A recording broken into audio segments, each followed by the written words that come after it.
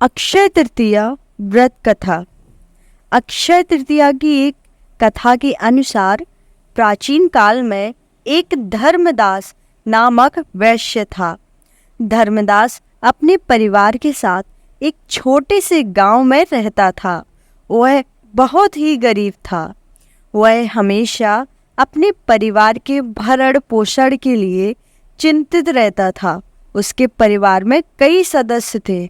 धर्मदास बहुत धार्मिक प्रवृत्ति का व्यक्ति था।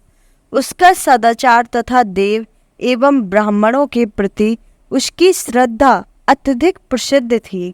अक्षय तृतीया व्रत के महात्म्य को सुनने के पश्चात उसने अक्षय तृतीया पर्व के आने पर सुबह जल्दी उठकर गंगा में स्नान करके विधि पूर्वक देवी देवताओं की पूजा की।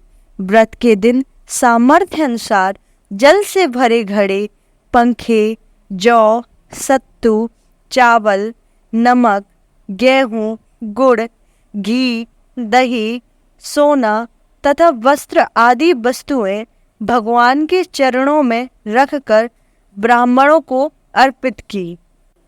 यह सब दान देखकर धर्मदास के परिवार वाले तथा उसकी पत्नी ने उसे रोकने की कोशिश की। उन्होंने कहा कि अगर धर्मदास इतना सब कुछ दान में दे देगा तो उसके परिवार का पालन पोषण कैसे होगा। फिर भी धर्मदास अपने दान और पुण्य कर्म से विचलित नहीं हुआ और उसने ब्राह्मणों को कई प्रकार का दान दिया। उसके जीवन में जब भी अक्षय तृतीया का पावन पर्व आया, प्रत्येक बार धर्मदास ने विधि से इस दिन पूजा एवं दान आदि कर्म किया। अनेक रोगों से ग्रस्त तथा वृद्ध होने के उपरांत भी उसने उपवास करके धर्म कर्म और दान पुण्य किया। यही वैश्य दूसरे अगले जन्म में कुशावती का राजा हुआ। मान्यता है कि अक्षय तृतीया के दिन किए गए दान पुण्य व पूजन के कारण वह अपने अगले जन्म में बहुत धनी एवं प्रतापी राजा बना। वह इतना धनी और प्रतापी राजा था कि त्रिदेव तक उसके दरबार में अक्षय तृतीया के दिन ब्राह्मण का वेश धारण करके उसके महायज्ञ में शामिल होते थे। अपनी श्रद्धा और भक्ति का उसे कभी घमंड नहीं हुआ। वह प्रतापी राजा महान एवं वैभवशाली होने के बावजूद भी धर्म मार्ग से कभी विचलित नहीं हुआ।